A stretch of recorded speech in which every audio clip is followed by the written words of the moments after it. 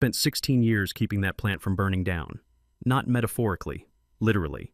And the week they handed my badge to a 31-year-old who thought scotta was a type of pasta, I just smiled, packed my tools, and let the clock run. My name's Ray Calloway. I'm 57, been working industrial control systems since I got out of the Army. What I'm about to tell you happened last year at Apex Manufacturing in Oklahoma City. Place makes precision parts for fighter jets and helicopters. When our stuff breaks, million-dollar aircraft don't fly. When our safety systems fail, people die. The moment I knew everything was about to collapse, I was troubleshooting Control Panel 7. 3 days of intermittent alarms, pressure spikes every 47 minutes like clockwork. I had my multimeter deep in the analog input module when I heard footsteps on the factory floor. Heavy shuffle I recognized as Harold Martinez, our CEO. Followed by lighter steps, designer shoes that had never seen hydraulic fluid or metal, shavings. So this is where the magic happens. The voice was too confident for someone who'd never reset a tripped breaker at 2 a.m. Looks pretty outdated. Couldn't we just move all this to cloud monitoring? I didn't look up. Cloud monitoring. Right. Like asking if we could move a blast furnace to the internet. I finished checking voltage across the terminals before sliding out from behind the panel. That's when I got my first look at Derek Voss. Early 30s, MBA haircut, shirt still pressed at 3 p.m. on a Tuesday. Harold's son-in-law, though the rumor mill had been grinding on that for weeks. Ray, Harold cleared his throat. Meet Derek. He's taking on expanded responsibilities. Derek stuck out his hand like we were at some networking mixer. Heard you're the guy who keeps everything from exploding. I wiped hydraulic fluid off my palm before shaking. Something like that. Here's what Derek didn't get. What none of the office people got. This wasn't just about keeping machines running smooth. Apex made components for Lockheed Martin, General Dynamics, Boeing defense contracts. When our tolerances slip by thousandths of an inch, aircraft parts get scrapped. When control systems hiccup, $2 million worth of titanium becomes expensive junk. When safety protocols get bypassed, people wind up in burn units. I learned that lesson back in 2009. Pressure vessel blew on line 3 because some hotshot supervisor disabled a safety interlock to hit a deadline. 2 of my guys spent a month in the hospital. 3rd-degree burns on their arms and faces. I'm the one who had to write the incident report. Explain to OSHA investigators how cutting corners nearly killed good people. Ever since then, I built redundancy into everything. Triple-checked every safety circuit. Made sure every alarm meant something real. Harold used to appreciate that kind of thinking. Back when Apex was small enough that he'd walk the floor every morning, black coffee in a dented thermos, asking about throughput and maintenance schedules. We built the current SCADA system together, not with consultants and project managers, but late nights and careful planning. When the main PLC crashed Christmas week 2012, I worked 60 hours straight rebuilding the program while Harold brought me gas station sandwiches and burnt coffee. We really appreciate everything, he'd say, watching me trace wire diagrams at 4 a.m. This place runs because of guys like you. But that was before Derek started showing up to production meetings, before Harold got interested in modernizing operations and leveraging fresh perspectives, before my equipment requests started getting shelved while the marketing budget doubled. The warning signs had been flashing for months. Fewer invitations to strategy sessions, questions about whether my maintenance protocols were really necessary, gradual shift from asking my opinion to just informing me about decisions already made. I kept quiet and did my job, kept the lines running, safety systems active, quality specs tight. Because when you're responsible for stuff that keeps aircraft in the sky, you don't mess around with office politics. The conversation that ended everything happened Tuesday morning in Harold's office, called in to discuss organizational restructuring. His words came out casual, like rearranging office furniture. We're shifting some responsibilities, Harold said, avoiding eye contact. Derek's taking point on operations oversight. Technical side. You'll handle compliance documentation. Less hands-on work, more strategic oversight. I kept my voice level. You're benching me. Harold gave that uncomfortable laugh older guys do when they know they're screwing you but want it to sound like a favor. It's just natural evolution. You've put in your time. Derek's got vision for where we're headed. Vision. This from a kid who asked me last week if PLC stood for Programmable Logic Computer. Derek understands our control architecture. He learns fast. You'll train him, of course. And there it was. The real plan. Strip away my access, stick me behind a desk, and when Derek inevitably broke something critical, they'd say I was the one who trained him.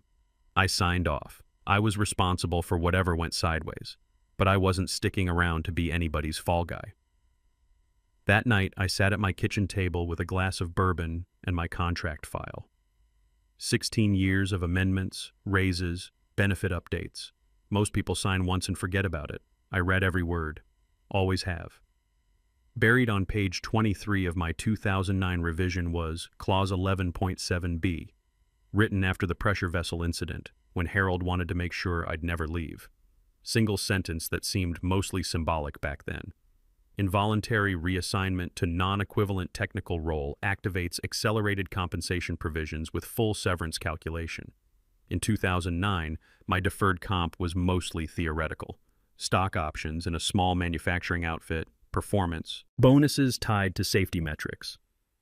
But 16 years of steady growth, no major accidents, consistent defense contracts had compounded those numbers into something real. $980,000 in accelerated stock vesting, deferred compensation, and contractual severance, all triggered by moving me away from technical oversight. More than the money, though, were the compliance implications. My signature was required on all OSHA documentation. My certification was listed on 3 DoD contracts worth $12 million annually. Moving me to compliance documentation sounded harmless to HR, but legally it meant I was no longer the designated safety officer, which meant those defense contracts would need complete recertification. I spent the next 2 days documenting everything. Not the sanitized procedures that went into official manuals, but the real stuff. The workarounds that kept line 2 from jamming every third Tuesday. The pressure readings that meant you had exactly 47 minutes before the hydraulic pump started cavitating. The specific sequence for restarting Control Panel 5 after a power hiccup that wasn't written down anywhere except in my head. 16 years of tribal knowledge, the kind of stuff that keeps a manufacturing plant running when Murphy's Law decides to pay a visit. Thursday morning, I walked into Harold's office and handed him my resignation letter. Clean, simple, 1 page. No drama, no speeches about loyalty or respect, just facts. Effective immediately, I'm resigning my position and activating Clause 11.7b due to involuntary reassignment to a non-equivalent technical role. Harold read it twice before looking up. His face had gone pale. What exactly does this mean, Ray? Means you owe me $980,000. And it means your DoD contracts need new safety certification. I watched him reach for his phone, probably calling legal. Derek walked in as I was emptying my toolbox. 20 pounds of Klein tools, fluke meters, spare fuses, cable ties, everything I'd need if I got called to fix something that actually mattered. So you're really leaving? Derek asked, holding an iPad like it was going to teach him 2 decades of experience. I closed the box and looked at him. Still pressed shirt, still clean hands, still that expression like he was doing me a favor by existing. Good luck with the control systems. Harold says you're supposed to train me first. I picked up my toolbox. Harold says a lot of things. The first call came at 11:30 a.m. Some lawyer from Apex asking if we could discuss the contract language. By noon, they'd tried 3 more times. Harold left a rambling voicemail around 2 p.m. about working something out and finding middle ground. I didn't return the calls. Instead, I called Rachel Adams. Sharp attorney I'd used during my divorce 5 years back. Woman could read a contract faster than most people read the sports page. I scanned my employment file and emailed it over. Her response came back in 6 minutes. They're screwed. Contract's bulletproof. They'll pay within 30 days or face triple damages. That's when the countdown started. Day 1, nothing. Radio silence from Apex. Figured they were still trying to find wiggle room in the contract language. Day 2, 10:12 a.m. General Dynamics sent a letter. Not to Apex management, but copied to me personally since I was listed as primary safety officer. Please confirm technical continuity for Project Falcon before proceeding with next delivery schedule. That was language I'd helped write 3 years ago. Fancy way of saying, is the guy who signed off on our safety protocols still there, or do we need to halt production? I forwarded the letter to Rachel with a note. It's starting. Day 3. Lockheed Martin joined the party. Similar letter, more direct language. Safety certification review required pending personnel changes. Translation. Show us your new guy's credentials or we're putting this contract on hold. Derek lasted exactly 4 hours trying to respond to those letters. Around 2 p.m., Harold's assistant called asking if I could clarify some technical specifications for Derek. I let it ring. Day 4. The third defense contractor didn't bother with letters. Boeing's procurement office just canceled their next order. $800,000 worth of precision components, gone. No explanation needed when the safety officer disappears and the replacement doesn't know OSHA from SCADA. That evening, Derek showed up at my apartment complex. Watched him through the window, standing by the call box like he was selling insurance. Phone in one hand, some kind of folder in the other. He buzzed 3 times, waited, buzzed again. My phone lit up. Unknown number, Oklahoma City area code. I let it go to voicemail. His message was 43 seconds of stammering about miscommunications and getting on the same page. Voice cracked twice. Kid was learning the difference between authority and competence real quick. Day 5. Harold called, blocked number, but I recognized his voice. On the voicemail, 37 seconds of the most careful language I'd ever heard from him. Talking like someone had warned him every word might end up in court. Ray, look, I think there's been some misunderstanding here. We never meant for things to go sideways like this. Maybe the transition could have been handled better. If there's something reasonable we can work out, give me a call. No apology, no admission they'd screwed up, just misunderstanding and reasonable. Like I was supposed to negotiate my way back to cleaning up their mess. Rachel's next letter didn't mention Harold's voicemail, but it didn't need to. Just restated the 30-day deadline with a reminder about triple damages for non-compliance. Clock was ticking loud enough to hear in the next county. Day 6. Outside consultant arrived. Some outfit from Dallas charging $150,000 for 6 months to do what they'd been paying me $78,000 a year to handle. Heard about it through Tommy Rodriguez, kid who ran maintenance on second shift. Good guy. Kept his mouth shut mostly, but he was smart enough to see the writing on the wall. New guy doesn't know a PLC from a PC, Tommy texted me. Consultant's doing all the real work. Derek just nods and pretends to understand. Day 7. First real equipment failure. Nothing dangerous, just line 3's conveyor motor throwing fault codes every few hours. Simple fix if you knew the trick with the variable frequency drive settings. Should have taken 20 minutes. Took them 4 hours and $3,000 in unnecessary parts. Day 8. General Dynamics made it official. Contract suspended pending safety recertification. Not canceled, just frozen until they could verify that whoever replaced me actually knew what they were doing. Rachel called that afternoon. They're panicking. 3 separate lawyers have contacted me today asking about alternative arrangements. What kind of alternatives? Paying you consulting fees to train the replacement, delayed implementation of the role. Change. Part-time advisory position. They're throwing everything at the wall. What did you tell them? That my client has no interest in renegotiating. Contract's clear, clock's still running. Day 9. The dam broke.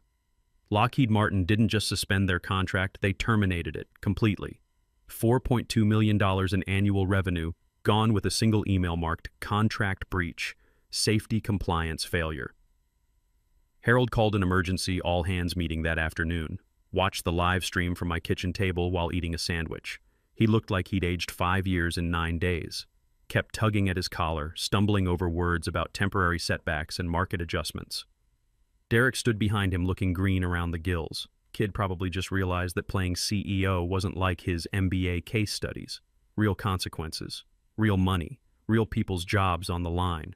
We're confident we'll resolve these compliance issues quickly, Harold said to a room full of worried faces. Our new operations director has extensive experience in process optimization. Process optimization. That was their spin on Derek's marketing degree and 6 months at a consulting firm. Tommy texted me during the meeting. Half the floor crew asking if they should update their resumes. Derek tried to give a pep talk about pivoting to new opportunities. Nobody bought it. Day 10, payment day. Rachel had been clear about this. 30 days from my resignation, they either paid in full or faced triple damages under the contract's penalty clause. The wire transfer hit my account at 3:47 p.m. $980,000 exactly as specified. No negotiation, no partial payments, no creative accounting.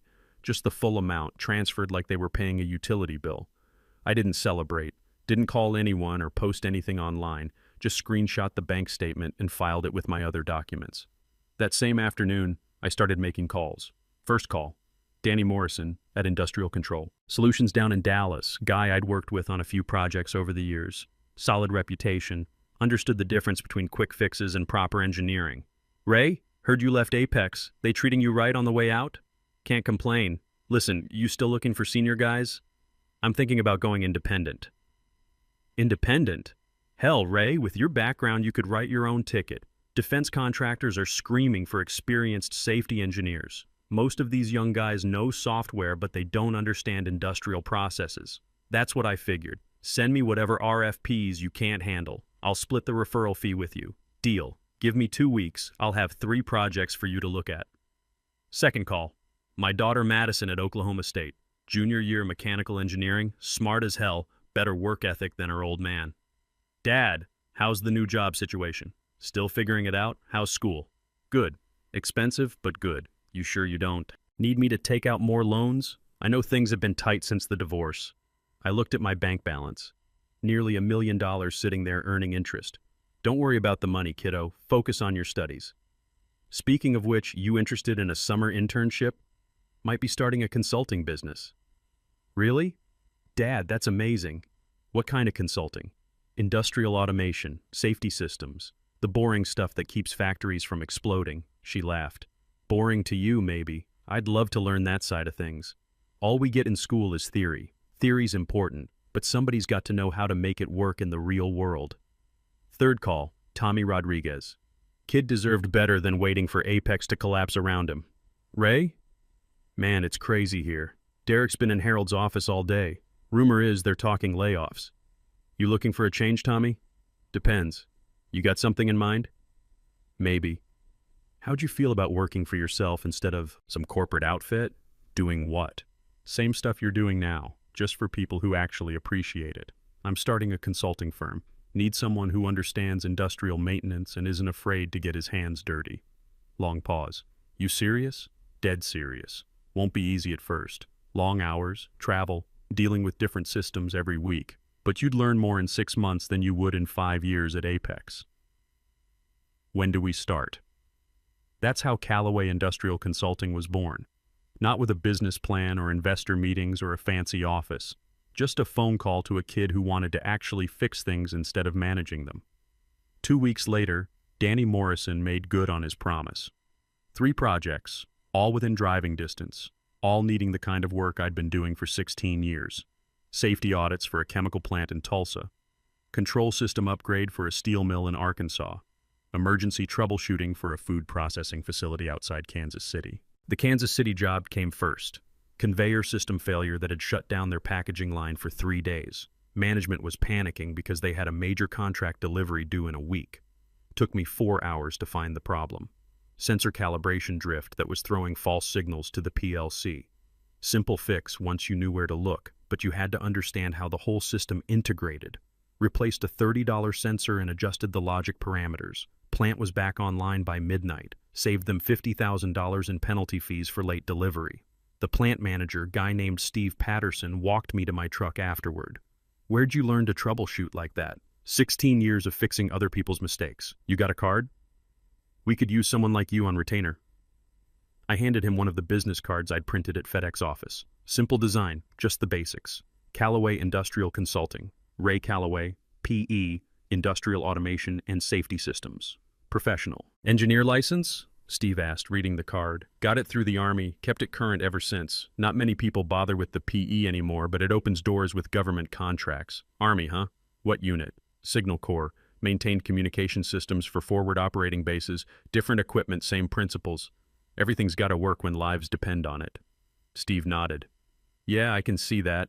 You military guys understand mission critical better than the business school crowd. 2 days later, Steve called with another job. Different plant, same company.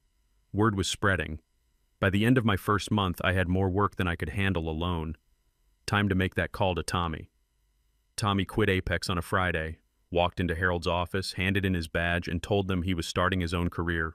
No 2 weeks notice, no transition period, just done. They ask why you're leaving? I asked him over coffee that weekend. Derek tried to give me some speech about loyalty and company values. I told him I was being loyal to people who actually know what they're doing. We started small. Rented a storage unit for equipment, used my truck for service calls, worked out of coffee shops when we needed to write reports. Not glamorous, but it worked. Our first big break came 6 weeks later. Plant manager in Wichita called, desperate. Their main production line had been down for 4 days. 3 different consulting firms had tried to fix it. Nobody could figure out what was wrong. We're bleeding $40,000 a day in lost production, the guy said. Plant's running at 30% capacity. Corporate's talking about shutting us down if we can't get this sorted. Tommy and I drove up that afternoon. Took us 20 minutes to spot the problem. Somebody had installed a software update without checking the hardware compatibility. New code was trying to communicate with old servo drives using a protocol that didn't exist anymore. How'd you figure that out so fast? The plant manager asked after we got everything running again. Experience, I said. Seen this exact problem probably 15 times over the years. Most people focus on the mechanical side when something breaks. They don't think about software talking to hardware. That job led to 3 more at the same company. Then their parent corporation started sending us work at other facilities. Word spreads fast in manufacturing when you can actually solve problems instead of just documenting them.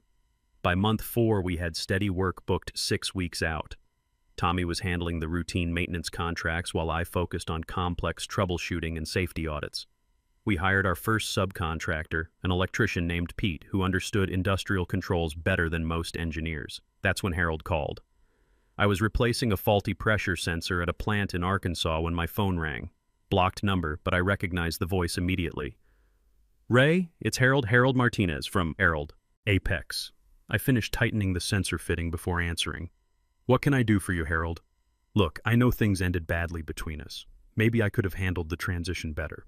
But we've got a situation here, and frankly, we need someone with your experience. What kind of situation? Control system failure. Line 2's been down for a week. The consultant we hired can't figure out what's wrong. He paused. Derek's in over his head. I almost laughed. Line 2 was the system I'd rebuilt after the 2012 PLC crash. I knew every relay, every input, every line of ladder logic. What makes you think I'd be interested? We'll pay your consulting rate. Whatever you normally charge, this is business, not personal. My normal rate for emergency calls is $300 an hour, 4-hour minimum, plus expenses. Long pause. That's pretty steep, Ray. That's what competence costs, Harold. You taught me that. Another pause. Fine. When can you get here? I'll be there Tuesday morning. And Harold, I'll need Derek to stay out of my way while I work. Tuesday morning, I pulled into the Apex parking lot for the first time in 8 months. Same security guard at the gate, same faded paint on the loading docks, same broken light fixture in the east parking lot that nobody had bothered to fix. Tommy met me at the entrance. He'd been keeping tabs on the situation through guys who still worked there. It's bad, he said. They've had 4 different contractors look at Line 2, spent close to $80,000 on parts that didn't fix anything. Derek's been telling Harold they need to replace the whole control system. Replace it with what? Some cloud-based solution his MBA buddy recommended. Cost estimate came back at $2.3 million. I shook my head. For a system that was working fine when I left. Derek met us at the control room door. 8 months had not been kind to him. Looked like he'd lost weight, bags under his eyes, shirt wrinkled like he'd been sleeping at the office. Ray, thanks for coming. I know we've had our differences, but where's the problem documentation? He handed me a thick folder. Incident reports, part replacement logs, contractor assessments. I flipped through it while walking toward Control Panel 2. Says here you replaced the main processor module. The consultant thought it might be corrupted firmware. Did you back up the program first? Derek's face went blank. Back up. I looked at Tommy. He was trying not to smile. The program that runs this line, 16 years of logic modifications, safety interlocks. Did anyone save a copy before you wiped the processor? The consultant said the new firmware would be compatible with existing programs. I opened the control panel and connected my laptop, pulled up the diagnostic software and started checking the program logic. What I found was exactly what I expected. Generic factory default code. Nothing custom, nothing specific to our process, no safety interlocks. Good news. And bad news, I told Derek. Good news is your hardware's fine. Bad news is somebody erased 16 years of programming and replaced it with generic code that doesn't know how to run your process. Can you fix it? I can rebuild it. Take me about 6 hours if I work straight through. 6 hours? The consultant said it would take weeks to reprogram everything. The consultant doesn't have the backup files. I pulled out my laptop bag and retrieved a USB drive, one of dozens I'd made before leaving. Complete backup of every control system in the plant, updated through my last day of employment. Derek stared at the drive like it was made of gold. You kept backups? Always keep backups, kid. First rule of industrial controls. By 3 p.m., line 2 was running again. Full production, all safety systems active, quality control within spec. Derek stood there watching the displays like he couldn't believe it was actually working. How much do we owe you? He asked. 12 hours at $300, plus Tommy's time and expenses. Call it $4,500. Derek wrote the check without argument, hands shaking slightly. As we packed up our equipment, Harold appeared. Looked older than I remembered, more gray in his hair. Ray, I owe you an apology. And a conversation. You interested in coming back? Permanent position, your old role, significant raise. I thought about it for exactly 2 seconds. Thanks, but I'm good where I'm at. Running your own shop? Building something that's actually mine. Outside in the parking lot, Tommy loaded the truck while I took one last look at the building. 16 years I'd spent keeping that place running. Now I was building something better. My phone buzzed. Text from Madison. Dad, just got an internship offer from Boeing. They want someone with industrial automation background. Know anyone who could give me references? I smiled and typed back. I might know a guy. Some people think revenge is about making the other guy hurt. Real revenge is simpler. It's proving what they threw away was worth more than they ever understood. I built those systems. Built them right, built them safe, built them to last. Now I'm building something better. Something that's mine. And every time my phone rings with another client who needs someone who actually knows how to fix things, I remember walking out of Harold's office with my head high. They thought they were replacing me. Turns out they just reminded me what I was worth. Your real worth isn't what they pay you. It's what it costs them when you're gone. Never burn bridges. Sometimes the best revenge is letting them call you back to fix what they broke.